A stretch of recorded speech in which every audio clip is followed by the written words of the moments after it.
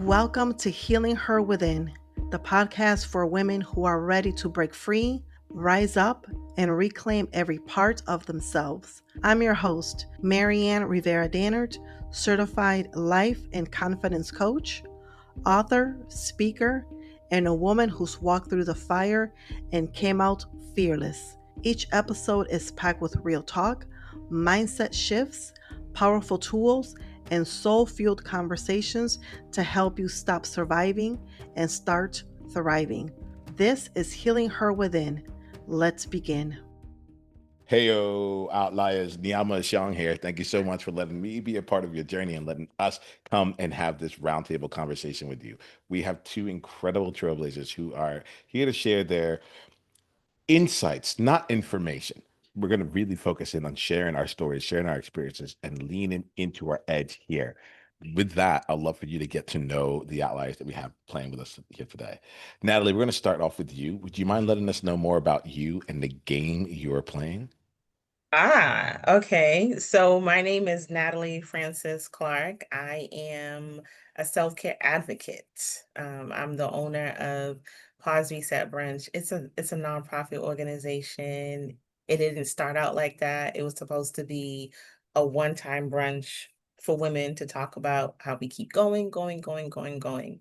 And this year, March 29th, it was the 7th year anniversary. And now I'm taking it a step further as having different monthly events as a self-care reminder that we need to pause and reset, take off the superwoman cape and take care of ourselves. So the game that I am playing, I am trying to enforce and remind myself in it that it is important for us to take that pause and reset.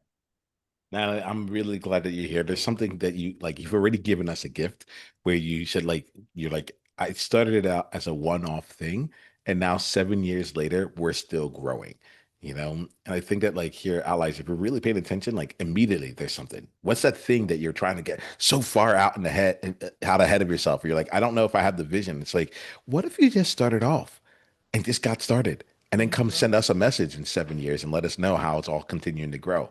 What if that was it? Natalie, thank you so much. Like right away, just dropping the different ways for us to see different things. I like the way you play. I like the way you play. All right, Maryann, let's get to know you. Do you mind letting us know more about you and the game you're playing? Yes, definitely. So, my name is Maryann Rivera-Dannert, and I am the CEO of MRD Empowerment Solutions, LLC, where I work with women who feel stuck, unfulfilled, lack clarity. And I am for the woman who needs to heal and is using her fear as fuel for success. And the game that I am playing is kind of like Natalie, reminding myself that I have limitations, but my goal is to be liberated. So it's using my own tools, my own coaching programs. That's how they are birthed through personal experience, through things that I have overcome, and just channeling in my higher person. I have her in my mind. I know who she is, what she spends money on, what she drinks, what she eats, how she shows up. So every day, every decision that I make, I am channeling my higher version of myself. Love it. Loving this alignment that's Yeah. here, right?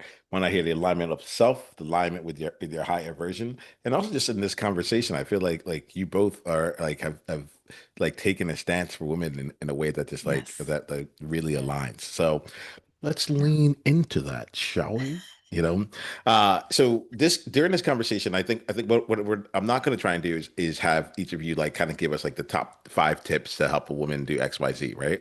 However, I think that there's going to be something about the way you show up in this conversation that in and of itself will be the representation of it. Right. And I don't know what it's going to be, but I think people are just going to get the reflection of you when it comes through.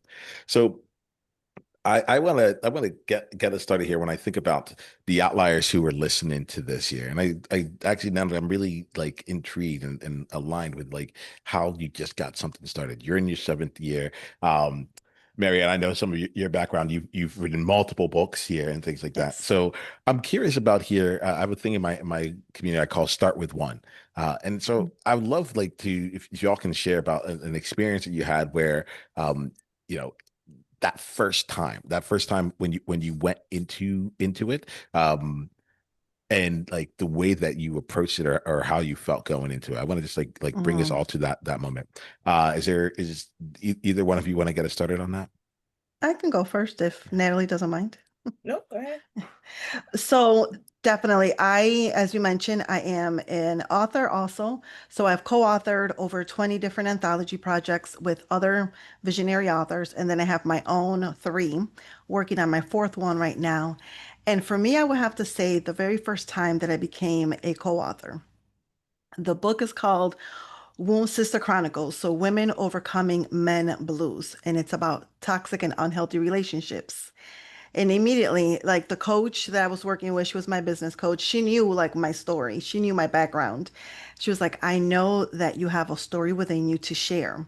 And I was scared because the person is local in the area that I'm in. And I'm like, people are going to know. He might read this book. And so I was a little hesitant. And her response was, well, number one, this is your truth. And if that person has a different version of what really happened, let them write their own book. And I think sometimes we get stuck on what people are going to think, say, and things like that, that it causes us to freeze and pause and not achieve our goals. So for me, when I wrote that first book, that was in 2016. And like I just mentioned, to date, I have over 20. So it's like that writing bug got to me because writing is very therapeutic. And as you're writing and you're sharing your story, especially as a co-author, because you're limited to how many words you can share depending on the project, you're just getting to, just a little bit. So for me, that was like a very, aha moment. Just focus on what it is that you want to say. It's your truth. And don't be afraid because the unknown is scary, but staying in your comfort zone is scarier. Go for it, Natalie.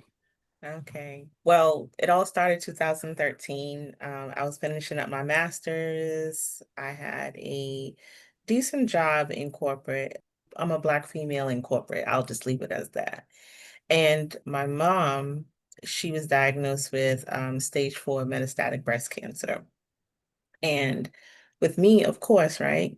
I just kept on going, taking my mother to her appointments, doing this, doing that, not realizing the effects that was going on with my own personal health. Like I realized certain things were happening, but of course, I just kept on pushing through. A girlfriend of mine's in not so kind words, but from a loving place, she came to me one day and said, "You need to see a therapist." Excuse Mm, you? And basically she started to point out things that I didn't even notice that was going on with me. And she said, it must be bad if it's now showing up. mm, So, long story short, I just went to the therapist just to get her to leave me alone. And I did not know, it wasn't until I actually went to the therapist's door, closed the door, I started crying, I couldn't stop. Didn't know that that was there, right? So as I'm talking with other people, telling them about the experiences, and they're telling me about theirs, it's why do we do this? That same therapist wanted to write me out, said, okay, I think I need to write you out for a little bit. But what did I say? No, I'll be fine. I just kept on pushing. Long story short, the health issues came as endometriosis. It came as all these different things. And it was, if I had only paid attention to the therapist and took that time to pause, you know, maybe, who knows, something would have been different regarding my health. And so I said, you know what, I'm going to do a brunch just to bring women together. I'm going to have it as a panel discussion, a nice brunch, and just have, women. It was a small group. And that year I had someone come who had lost their spouse the year before. And I didn't realize that she really wasn't doing anything beyond work and so forth. And she said at that brunch, I'm gonna start living. And it was like, wow, maybe I'll do one next year then. And it was just something that it wasn't just for um others, it was also just a reminder for myself. Like I believe in this because too many of us just keep going and going like we're hamsters, and we're not. Yeah. You know, and it's interesting because I think that comes from generational conditioning, how we Mhm. were raised, Yeah, especially as minority. You know, we are always the caretakers, we're nurturers, we're taking care of other people, our significant others, our children, our parents. As an employee, you're doing the job, you're taking care of your employees, but then there's nothing left over for you. And it's nothing. like, I'll get to it. I'll do it this weekend. I'll do it this weekend. And then this weekend comes and goes. And you're running around, cleaning the house, grocery shopping, cooking, getting ready for the week. And then there's no time for you. Mhm. And I think that that's where that comes from because we've been conditioned to take care of other people and neglect ourselves. Yeah. Just keep pushing through, because we see it. The majority of us, we come from, well, I can say I come from a line of strong women. And even though I've seen them go through situations, you know, head up, chin up, and you keep on going. Yeah, and I think it's important too to just, again, like you said, make that pause and be purposeful about it. And, therapy, especially because in the minority culture, is kind of like taboo. You don't talk to strangers about your problems. What happens in this house stays in this house and things like that. Mhm. And it's kind of like a car. You don't wait for the engine to be smoking before you go get an oil change or something like that. You do it every 3 to 6,000 miles as maintenance. And I think that that's the beautiful thing about therapy, that I think everyone should be in therapy and not wait for something to be wrong, to take care of yourself because it's kind of like a preventative measure. And then it also goes through, am I my sister's? I'm saying, am I my sister's keeper? Because I didn't think, Yeah. so even when I walked into the therapist's office and the first half of the session, I couldn't stop crying. And I didn't even know this was in me. I didn't even know Yeah. I needed to let this out until I locked that door. And um, probably if my friend did not nag me in her loving way, I probably wouldn't have done that, you know. And the beautiful thing is that, yes, your friend noticed and she spoke up. And number Yeah. two, even though it took a while, you were Mm-hmm. accepting and you were receptive to it, Of course. getting that feedback from her. Mm-hmm. Yeah. Yeah.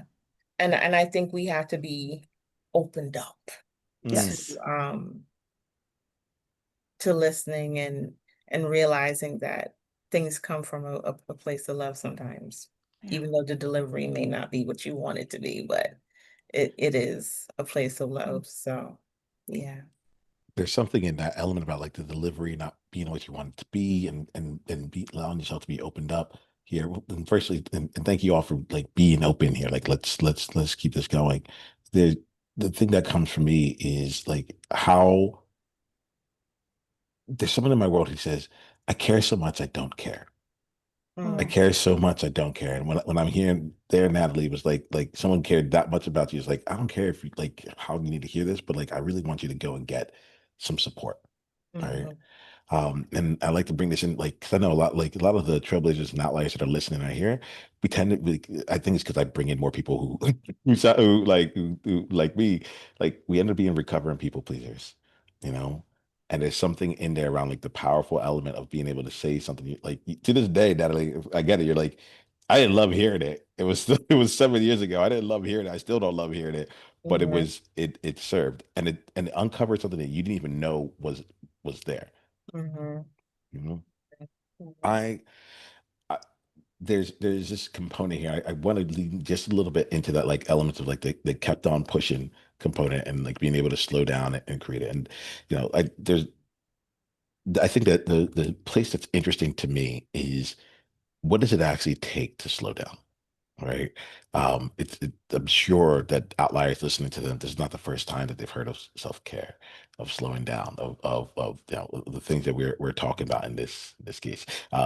Maryann, you talked about people using fear as their fuel for success. Like there's things in here where we can Yeah. see what we're doing, but at the same time, we may not think that what we're doing is actually like it's getting us the results that we have. So I'm curious about like, so now Natalie shared a bit just now, like Maryann, when it comes for you, the two things that this is what I'll ask for both of you. How do you continue to keep the mirror open? How do you continue to make sure you're getting the right kind of feedback or the right kind of like opportunities to see yourself, especially as y'all keep growing in your honestly your awesomeness, right? I feel like as leaders and like the higher up you go, the harder it is to get like that kind of real that real kind of feedback or real kind of reflection. So I'm curious about what y'all do to make that work for you. Either of you want to get us started on that? I think it's very important to have the right circle. You don't need to have a group of 20 friends if 17 of them are negative Nancy's and complainers and gossipers and things like that. You can have a beautiful circle of three people that are pouring into you, that, like Natalie's friend, called her out, recognizing some things. So for me, I make sure that I am surrounded by people who are achievers, who are go-getters, who are striving for better, a better version of themselves, who are not complaining all the time and life, woe is me, but they're not doing anything about it. Because you can complain all you want, but if you're not taking action, nothing is going to change. And, we've all heard the saying before that you are like the sum of I think it was Zig Ziglar that said it, you are the sum of the closest five people that you surround yourself with. So make sure that number one, you're surrounding yourself with the right people. And for me, because I've done a lot of talks and, workshops and things about self-care, sometimes people underestimate what that word really means. And it says it right in the name, self-care. So what does it mean to you? Because Natalie's self-care is going to look totally different than mine, and mine is going to look totally different from hers.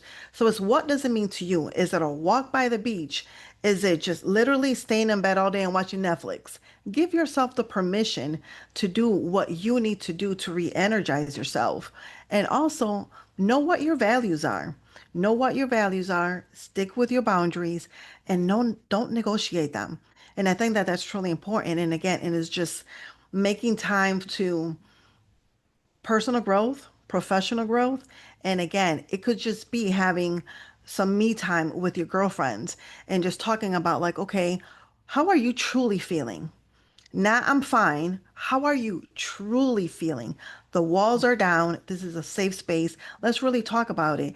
And the thing about it is that when we become vulnerable and we're opening ourselves up, it gives others permission to also show up and talk about it, because it's like, oh, she's also going through that same thing. Or, she's been through it. How did they navigate through it? And how did they overcome it and things like that? Maryann, I strongly believe in what you say about surround your closest five people because energy is so, oh my gosh, it transfers. If you Yes. talk to someone who is constantly complaining, eventually you find yourself kind of doing the same thing if you don't catch yourself.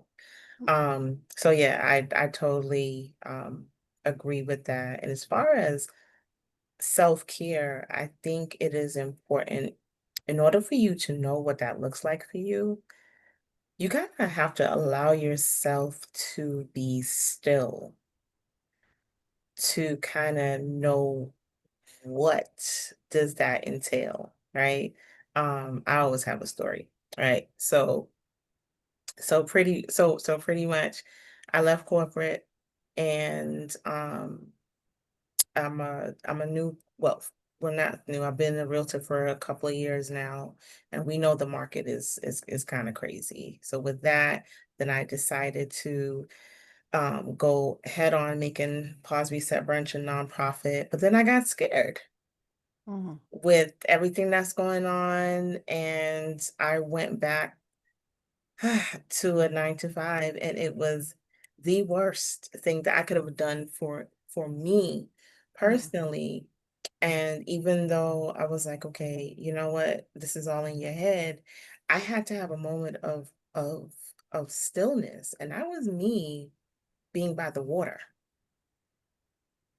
and not even paying attention. I don't know what you believe, but like I believe prayer is you talking to God, but being silent is actually allowing him to talk that to you, right? Or just getting that stillness, getting that time to focus. And I think it's important to in order to know what self-care looks like for you, you need to have a moment of stillness to see what is important, what are the triggers, what is all that. Needless to say, I did leave that job, and I filed my 501(c)(3), so yay.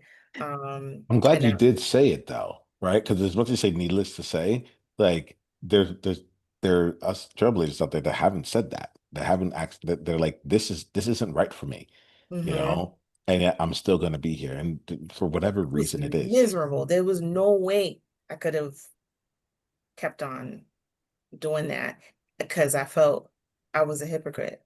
Yeah. Mm. I'm being more and more miserable every day. How am I how can I go in front of people and do workshops on self-care when I'm making myself Beautiful. miserable instead of living in my purpose? So, I, I think this is really like just really important because there's a component I often ask like what's the cost of authenticity, right? Because like a lot of times people are just like go be your authentic self. I'm like, have you done it? Because like it can really suck. Like yes. what's coming through you, Natalie? As I said that you had a response to that. Like I feel like you get it. What's flowing through you when I say that, Natalie? No, it's just it takes it takes focus. It takes you pushing through that fear, and I'm sure you talk about it, Maryann. You have to push through that fear because it's all those what ifs. Am I doing the right thing? Is this what I'm supposed to do? How is this going to turn out? Well, I mean, just Yeah. just do it, right? That's what Yeah. Nike says, just do it. So And I'm I pretty mean, sure. I will say I'm in a position where I can do that. So I get it. I get it. I totally get it. My position may look different from someone else's position. And you gotta know what you can do, strategize, have a plan, Yeah. and just kind of go from there. Yeah, that's so true. For me, like I'm pretty sure that people have heard that fear, that acronym that it stands for false evidence appearing real. For me, that's not what fear stands for. Mm, Fear for me stands for feeling empty, abandoned, and rejected. And oftentimes when we have a fear, there's something that's attached to it. We are fearful of how people are going to look at us. People are going to judge us. What are they going to say about us? That can lead to feeling empty, abandoned, and rejected. And like you, I recently exited my corporate job, so I'm doing my business full time. And I had to have a conversation with my therapist that at the end of the day, like I was miserable. I was in this job for about a year and a half. I will say, how many months is that? 18 months. That's probably like 17 months too long that I stayed in that job. And as I reflected back on it, for me, the response was it was ego driven, staying in that job. My background, I was a high school dropout. I dropped out of high school when I was 16 years old, got my GED when I was in juvie. My very first job was as a receptionist. Fast forward decades later, I am making close to six figures in the C-suite. And that was like little bragging rights. So it was mhm, like, look where I came from, look at me now. And then my therapist said, but are you living in your values? Remember what your values are. Are you living, are you in alignment with what your values are? And the answer was clearly no. And then it was those questions, okay, well, then why are you staying aside from the ego? And it was, again, because, and I'm pretty sure that you have felt this, Natalie, and many other people who, have exited corporate to being full-time business owners. When you have a job, whether you show up or not, you're going to get paid because there's sick time, there's PTO, you're going to get paid, whether it's every 2 weeks, bi-monthly, whatever. But when you are an entrepreneur, you have to show up, you have to do the work. And if you're not getting any paying clients, you're not getting any money. So it was like Mhm. that security. And one of my friends said it beautifully years ago. Um, Her prayer was whenever she entered a job, because her goal was to be a full-time business owner, was, she believes in God. So it was like, God, let me learn what lessons I need to learn in this job, and don't let me stay longer than I need to once I've learned that lesson. Mm. And I think that is something that, whether it's God, higher power, source, universe, talk to your higher power and find out what lessons it is that you need to learn in your current situation, and then start making a plan for you to exit once you've learned those lessons, so you don't stay longer than you need to. And when you do stay longer than you need to, you're going to get burnt out. You're going to start being resentful, and eventually your higher power is probably going to be like, you know what, you've been here too long and you're not listening, you're out. And it's better to just leave on your terms when you have a plan than to be exited unexpectedly and be caught off guard. Yeah. I was on mute, but I had like a full body like laugh when you said that there, Maryann, because I'm like, oh, I get that. I know what that's like to there's a role that I had where I was like, I feel like I was like milk on the top shelf of the fridge, and I just kind of stayed Mm, there. It's like, and then Mhm. people just looked at it, they're like, oh yeah, yeah. there's milk, it must be fresh, and then they open it up, like, oh no, this has gone bad, you know. Mm, I really love that component there. You talk about you have to show up, Natalie. Before I'm going to build off of what Maryann said, but there may be something that she's already said that you want to respond to. So before I say anything, is there anything that you want to say or grow from No, no, Maryann? no. Go right ahead. Okay. Yeah. I really am glad that you talked about the realities of like you have to show up as an entrepreneur. You know, I think that there's something really real in that. It's the there were a few things that really struck me in what you said, and one of them was this was the component of no matter what you did in the past, you have to show up now. And then there was another thing you said. It's bothered me that it fell out of my mind in this current moment because there was in what you said. I actually saw it as like a way out for something that I've been stuck on. I mean, it's probably going to show up. I'm probably going to remember it in just a bit. Um, Oh, it's bothered me that did that. I'm about to come back and re-listen to this part of the conversation and send you a note. But there was something here around like you kind of oh, you said I did write it down. I said, don't let me stay longer than I need to once I learned that lesson. All right. hmm Don't let me stay longer than I Mhm. need to when I learned that lesson. And what Yeah. got me was like when it's neutral. So we talked about it a little bit from like the negative side of things, like hey, hey, I should have gone, and then they're gonna come and like get you out. But while I was listening to you talk, I was thinking about it from the neutrality perspective and some of the goals that I have right now for my own business, and recognizing like where I feel like kind of stuck. Where I feel like I'm spinning Mm, the wheels, and I'm kind of asking myself, should I not? It's a risk. Like, do I want to invest in this right now? What if it doesn't pan out? yeah. And when you said that when you said that to me, yes, you said it to me, yes. But when you said it, I was like, all right, don't let me stay longer than I need to once I've learned that lesson. I was like, have I learned the lessons? Are there any more lessons for me to learn at this point with what I'm doing? There aren't. I think I've already passed a lesson, and I'm just kind of sitting here. I describe to my Mhm. clients. I talk about like uh, looking for a finish line ahead of you when you've already finished the race. Mm, Like the finish line's behind you, it will yeah. never show up, you Right. know? And like you really got me to that point. So Outlines, I'm gonna invite you to bring that in. Like, is there something in here where you're staying longer than you need to when the lesson's already there? Whether it's negative, neutral, or dare I say positive, right? Like things are good and leaving at the top of your game because there's nothing else there for you. It might be great for everyone else, but there's nothing else there for you. I would love to Correct. keep expanding on this. This is it's hitting me, not Yeah. staying longer once you've learned the lesson. Yeah. What's coming through you, Maryann? What's coming through you, Natalie? It's it's funny that you said that. I don't know if it correlates to that, but I remember when I initially left corporate, and um, my mom had passed away in 22. And then I decided, all right, time for me to get back out there. But I wanted to go in a totally different field altogether, right? So I talked about my struggles with endometriosis, in the past, and it was to the point, it was horrible. It was just unbearable. It was pretty much taking over my world, but I was still pushing through, right? I got this job, and I actually really liked it. It was a nonprofit sector. And I'm just being very honest here. I was very open about what was going on. Matter of fact, talking with certain individuals, they gave me the courage to go ahead and do hysterectomy. I don't regret it. Mm. I wish I did it sooner. I was finally able to get back quality of life. However, with that, um, they didn't, because I had just started working there, they did not tell me, hey, if you just wait a month, you'll be able to have short term.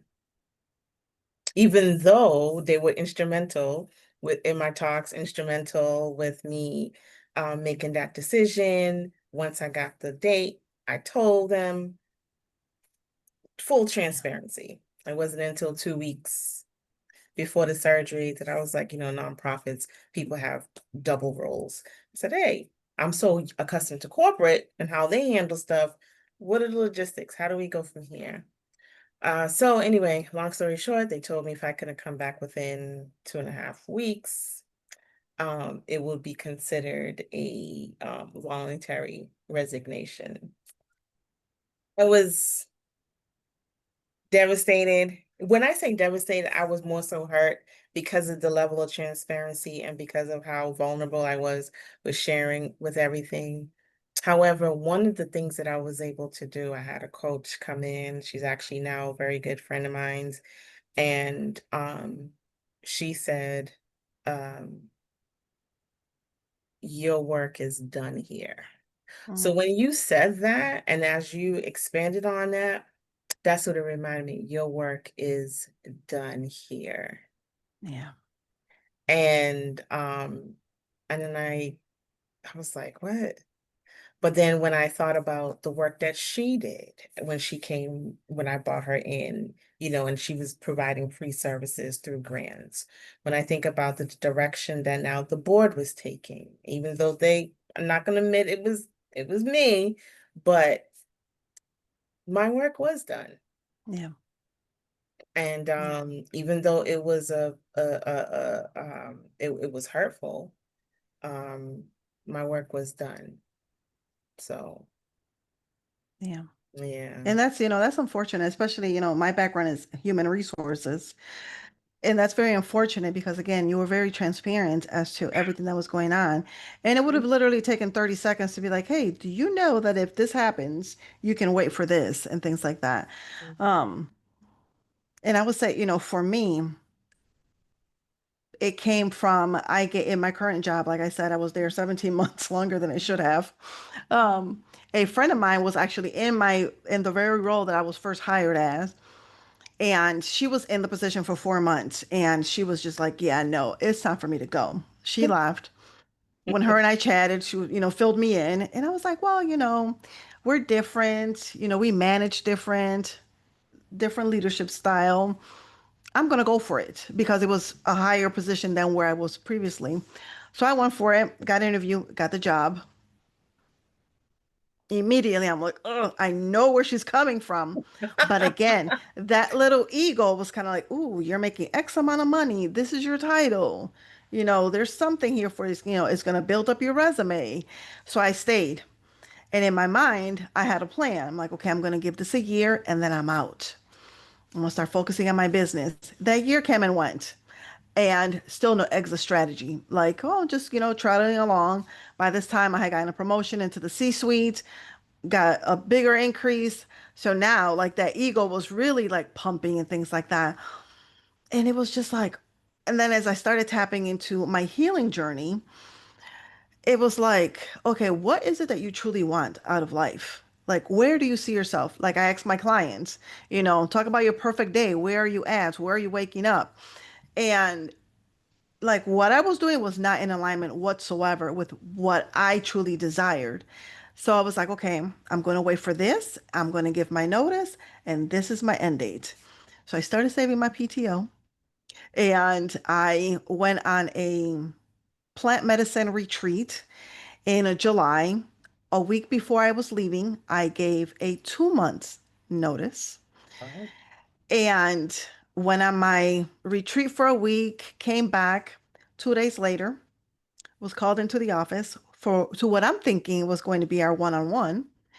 And I was met as soon as I saw the president of the board. I'm like, oh, today's my last day. And it was. It's like, oh, the spiel that they give, you know the spiel, Natalie. And mhm. so I was like, okay. I'm like, all right, where do I sign? Like, as long as I'm getting paid because I gave my notice. So I know I'm getting my PTO. And it was just like, you know what, Lord, thank you. Thank you, God. Thank you, universe. Thank you, source, because I stayed way longer than I should have. I stayed way past what I had learned that I needed to learn. And again, sometimes we just have to listen to that ego, and it's kind of like, okay, I hear you, but it's time for you to quiet because you're not serving me right now. And I need to just stick with what I know I am truly meant to do. Y'all are fantastic. Like this is, I'm enjoying this conversation. We're gonna start wrapping up, but there's some like before I go, I think like I would kick myself if I didn't bring up something that Maryann you brought up earlier in the conversation, right? And so, yeah, there's a part of me that wants to like be like the really smooth like podcast host and be able to tie it back in to immediately what's happening, but like it doesn't tie in. It's just like it's just been running through my head. So at the beginning of this year, you talked about you writing you being a part of an anthology and sharing like your story, and Mhm. um, you were hesitant because you're like, well, this might impact someone else. Well, that's what I heard. This person, it's a local thing. It's going to impact that person, Yeah, and the feedback that you got was like, well, let them go write their own book. And correct. I got something I wanted to come back to it because I thought that was really, really profound. And I think about the challenges that outliers and trailblazers we face.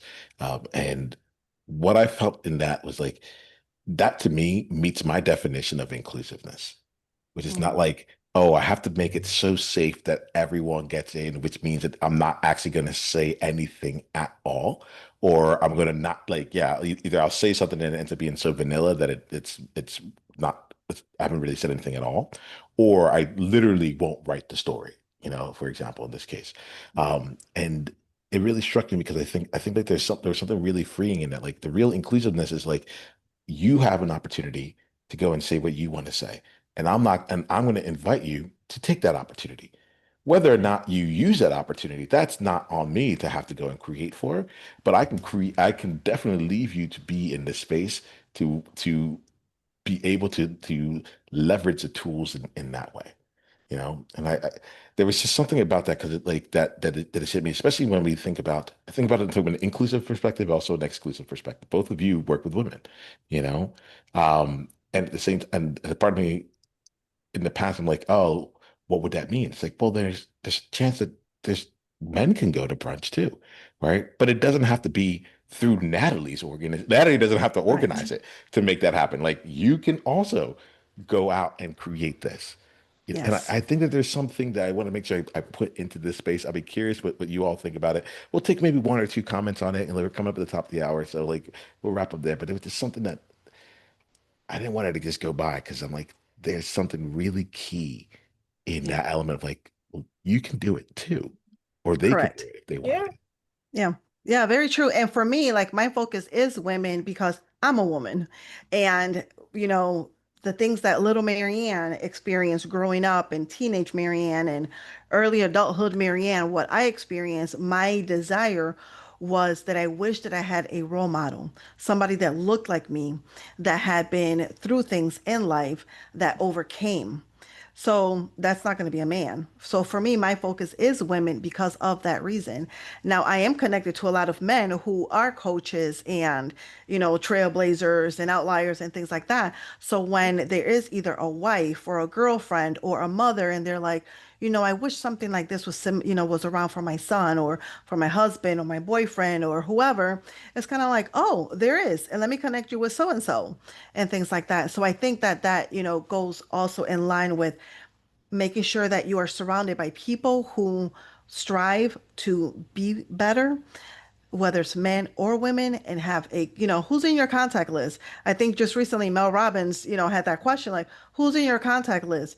And it's like, you just because for a man, for example, for Natalie, just because she may not serve men, she might have resources or somebody else can connect with her, collaborate, and create something that would be specific for men that is led by a man. Mhm.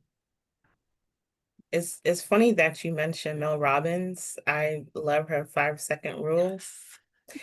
And sometimes I have to be so intentional with the 5 second rule. So basically, if you ponder on something longer than 5 seconds, that's enough to talk yourself out of it. Yep. And literally, when I'm saying, okay, I have to get this done, I have to pick up this phone and call this person, I literally have to count. I do Yeah. the 5 second count, because that's when I know I'm serious. Yeah. So it's funny that you mentioned Mel, Yeah. I adore her as well. So Well, I appreciate y'all bringing your seriousness to this conversation. Like we're gonna wrap up this year. I have like two questions to ask you, but before I do, I'm gonna have a request of you outliers and trailblazers that are listening. One, you are the fourth person in this conversation. So as you notice, like as we're having here, we're asking you to reflect, sit down, think. Maryann and Natalie are sharing their experiences to open up opportunities for you to hear your own experience. This is leadership, right? They've created a vision and they've shared a vision of how they've lived their life so that you can see a vision of your own, right? My ask here is that if there's someone in your world, not if, I'd like you to think about someone who in your world who would really benefit from hearing the conversation that we had today. There's probably someone out there that is thinking the same thoughts, that has been caught somewhere where they have learned the lessons, where they're not, or like the self-care hasn't come in, or they just can't see the mirror as to what is actually happening for their own world. My ask is that you take the time to let them to send this message to them and let them know you were thinking of them directly. It's not about just sharing it out on the social media. It's like, please go ahead, do that. We'd love to get this out to more people, but it's about getting it to the right person.